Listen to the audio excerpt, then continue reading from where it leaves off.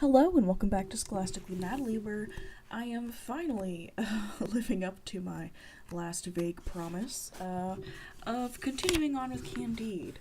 I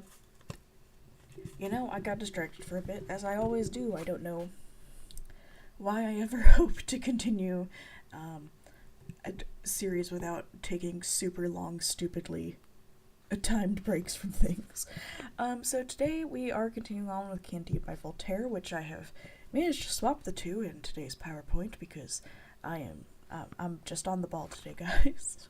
And I would like to warn you that even though this chapter is like 4 pages long, we do have the passing mention of sexual assault in the beginning, which, if you're not even interested in seeing that in satire and discussed as if it's not a bad thing because of the satire, yeah, feel free to skip. Sound good? Okay. So we're on chapter 4, which is called How Candide Met His Old Philosophy Tutor Pangloss and What Came of It. In the last chapter, Candide was helped by a very nice Anabaptist man named James, who gave him some money after seeing him just kind of wander around penniless and incapable of doing things. Candide, more moved by compassion than by horror, gave this revolting beggar the 2 florins that he had received from the honest Anabaptist James. The spectre stared at him, let fall some tears, and threw his arms around his neck. Candide recoiled in disgust. "Alas," said one wretch to the other, "do you no longer know your dear Pangloss?" "What do I hear? You, my dear master, you in this appalling state. What misfortune has befallen you? Why are you no longer in the most magnificent of castles? What has become of Miss Cunegonde, the most exquisite of girls and masterpiece of nature?" "My strength is failing me," breathed Pangloss. Without further ado, Candide led him to the Anabaptist's stable, where he gave him a crust of bread to eat, and when Pangloss had recovered a little, he continued, "So, what about Cunegonde?" "She is dead," replied the other. At this word, Candide fainted. His friend revived him with a little sour vinegar, which he happened to find in the stable. Candide opened his eyes again. "Cunegonde dead? Oh, best of worlds, where are you? But what illness was it that killed her? Was it perhaps because she saw her father kick me out of his magnificent castle?" "No," said Pangloss. "She was disemboweled by the Bulgar soldiers after being raped as much as is physically possible. They shattered the Baron's skull for attempting to defend her.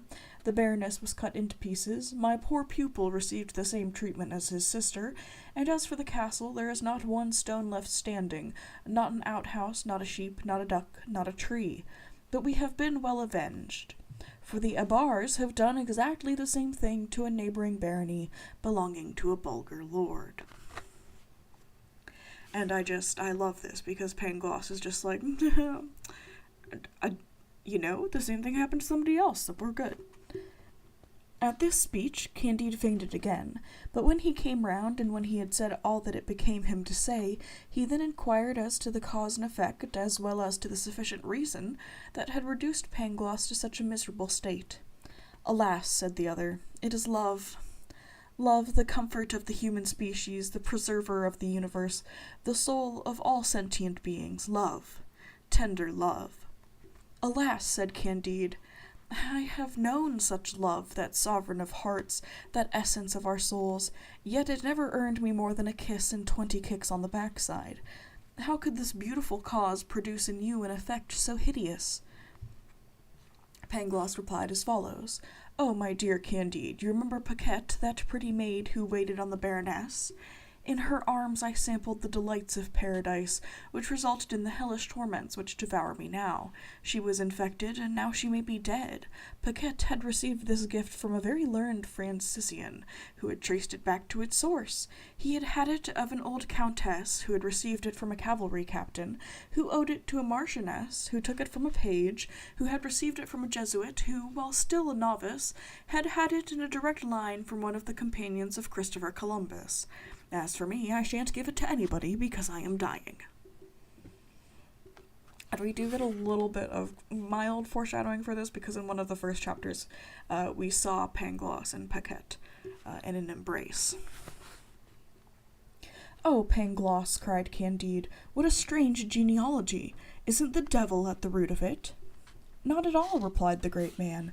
It was indispensable to the best of worlds, a necessary ingredient. For if Columbus had not, on an island off the Americas, caught this disease which contaminates the source of life, which frequently even prevents generation, and which is evidently opposed to the great end of nature, we should have neither chocolate nor cochineal. Which is apparently an insect that's used to make scarlet dye for food coloring.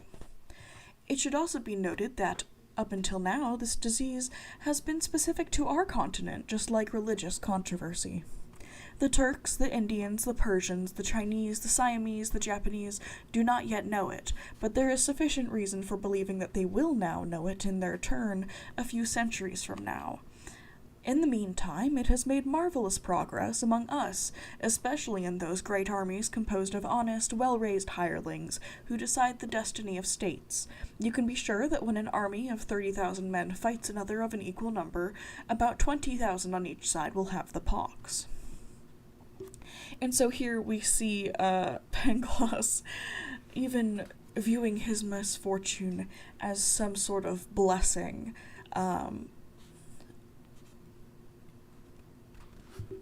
Well, that is impressive, said Candide, but you must be cured. And how will I do that, said Pangloss. I don't have a penny, my friend, and nowhere in the world can you be bled or given an enema without paying, or without somebody paying for you. These last words decided Candide. He went and flung himself at the feet of the charitable Anabaptist James, painting so moving a picture of the state to which his friend was reduced that the good man did not hesitate to take Dr. Pangloss into his house and have him cured at his expense. During the treatment, Pangloss lost only an eye and an ear. He still wrote well and understood arithmetic perfectly. The Anabaptist James made him his bookkeeper. After 2 months, being obliged to go to Lisbon on business, he took the 2 philosophers with him aboard his ship.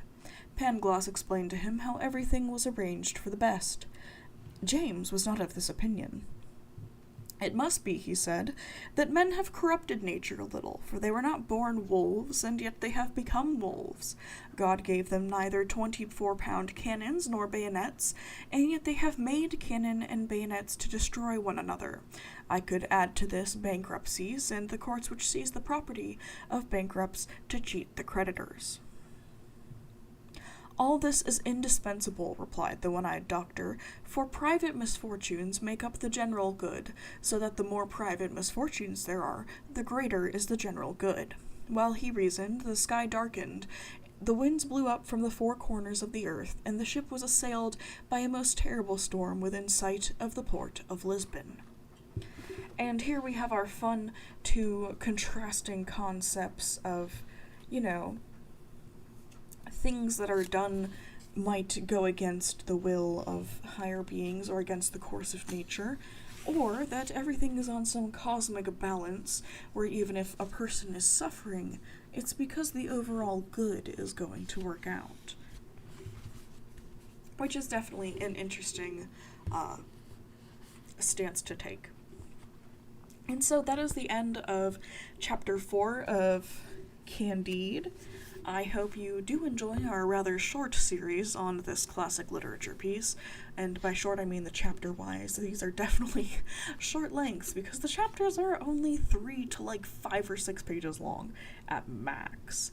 I had a pretty productive day.